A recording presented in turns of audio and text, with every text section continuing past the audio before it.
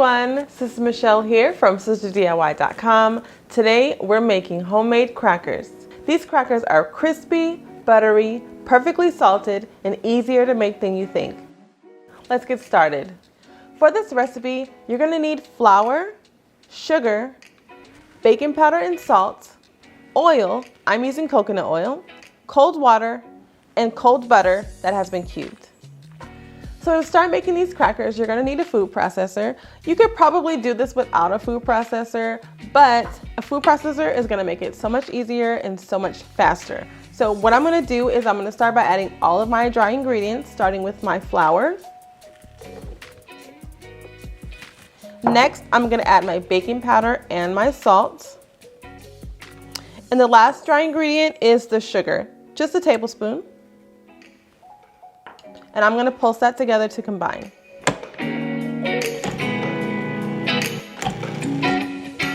Okay, now that we have all of our dry ingredients combined, I'm going to add my butter. This is 6 tablespoons of butter that has been cubed and chilled. And also my oil. I have 2 tablespoons of oil, coconut oil. And now I'm going to pulse all this together until it's crumbly.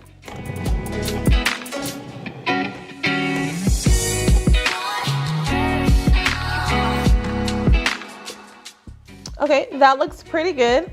Now the last thing we're gonna do is I have my very cold water and I'm gonna pulse it while I add the water until it comes together. Now this is 2/3 cup, but you may need a little bit less or a little bit more, so just add slowly.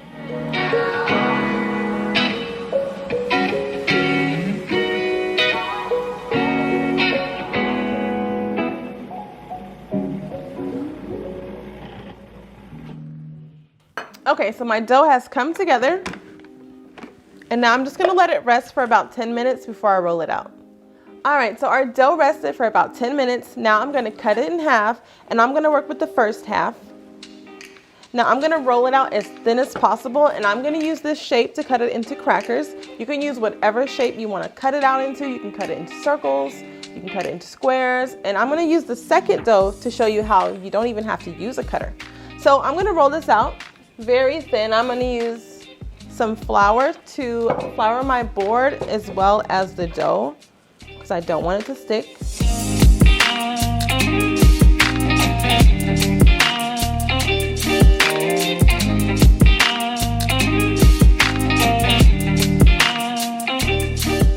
So you just want to keep the dough moving around so that it doesn't stick. Just add more flour when needed and keep moving it around.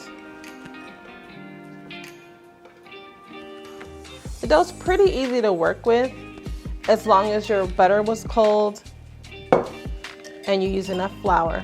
It shouldn't stick too much.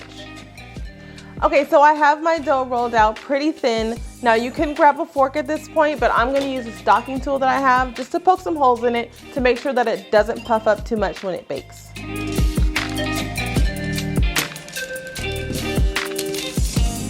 Of course, if you don't have a docking tool, just use a fork, that's perfectly fine. And now I'm going to cut them out into cracker shapes.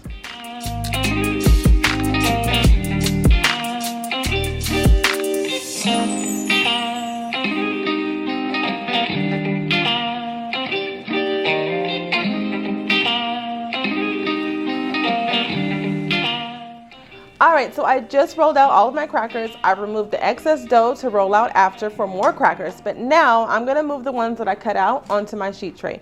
I have this cake tool. You can use a spatula, you can use a knife, whatever you can use to slide under the cracker to move them to the parchment paper is perfectly fine.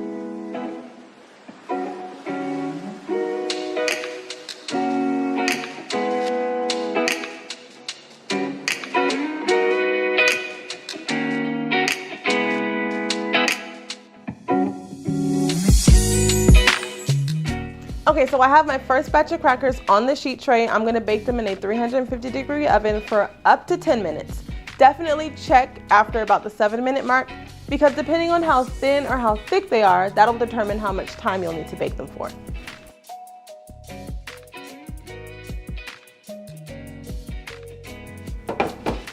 All right, our crackers are done. The edges have started to get light brown. Now I'm gonna let them cool on the sheet tray for about a minute before I move them to the cooling rack.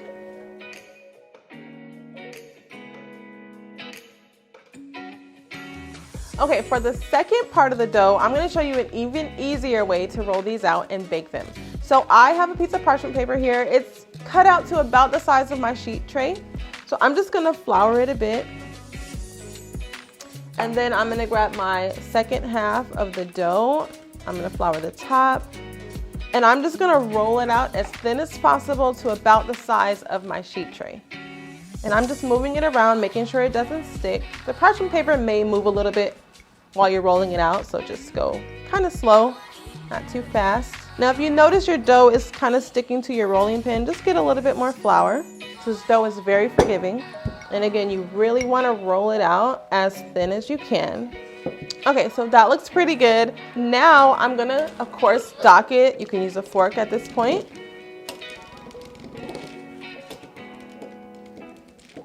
And now I'm gonna use my pizza cutter or dough cutter or any kind of knife you can use. Now you could leave the edges like kind of crackly like this, which I normally do. I don't usually clean it up for this. So what I'm gonna do is I'm just gonna cut it into squares, rectangles. I'm just gonna make some strips.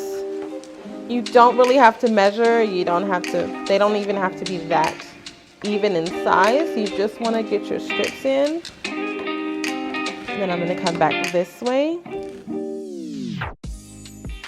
And we're gonna bake it just like this. We're not gonna take them out individually and place them. You can totally bake it like this and it'll be just fine. Let me show you. And so if you have any dough that's overhanging, just take it off, move it around if you need to. But this is a pretty good fit. So now I'm gonna bake them just like this for up to 10 minutes. I'm gonna watch. Check about 7 minutes into it to make sure that the edges are not getting too brown. Okay, so that looks really good. As you see, it worked. You don't even have to spread them apart before you bake them. They actually come apart a little bit as they bake.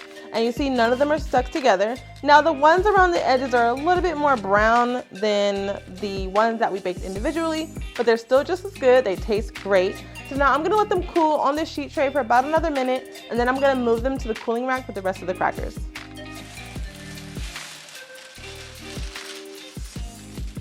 All right, so our crackers are completely cooled. They are done, ready to enjoy. They are perfectly buttery, they are crispy.